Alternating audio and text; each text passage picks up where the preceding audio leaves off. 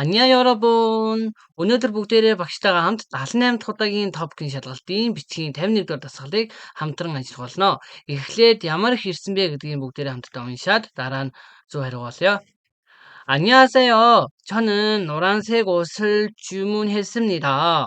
그런데 혹시 빨간색으로 주문을 자, 기하가 어찌됐 아소갈바 가르쳤으면 돼.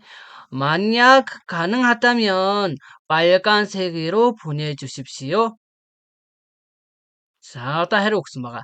네, 가능합니다. 그러면 빨간색 옷으로 바꿔서 네, 할т орж ирж байна. За, тэгвэл энэ тохиолдолд хэрхэн нөхөх вэ гэдгийг бүгдээрээ хамт орчуулаад харъя. Сайн байна уу? Би шар өнгийн хувцас захиалсан. Гэхдээ магадгүй 혹시 гэдэг маань яг хав магадгүй гэсэн үг байна шүү дээ тий. Магадгүй улаан өнгөөр захиалгаа сольж болох уу гэх байгаа. Асуух хэлбэр энэ тий. За тэгвэл бүгдээрээ энэ дасгалаас юу сурж авах вэ гэхээр топгийн бичгийн 51 дээр дасгал дээр асуух хэлбэр орж ирвэл ихэнх тохиолдолд 일수 있습니까? гэсэн асуух хэлбэрийн нөхцөлийг ашиглаж болдог байгаа. тэгвэл солих гэсэн үг маань бол 변경하다, 바꾸다 гэсэн хоёр үг байгаа. тэгвэл 바꿀 바꿀 수 있습니까?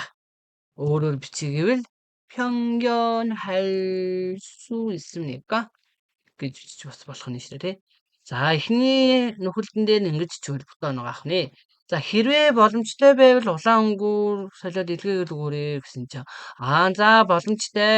Тэгвэл улаан өнгийн хувцаар солиод илгээгээд өгье гэх нь шүү дээ тий. Улаан өнгийн хувцаар солиод илгээгээд өгье. За тэгвэл бүгдээрээ илгээгээд өгье гэвэл яаж бичдэг вэ гэхээр харъя. Хүнээд байгаа те илгээх гэсэн үг. За тэгвэл энэ болохоор хүндэтгэлийн хэлбэрээр бичих хэрэгтэй. Чуда гэдэг үгийн хүндэтгэлийн хэлбэр маань тэрийда гэсэн үг байгаа. Тэгвэл пүнэ дэримнида гэж бичиж болохгүй байх нь шүү дээ. За бас хүндэтгэлийн хэлбэр ингээд гэсэн нөхцөл ашиглана.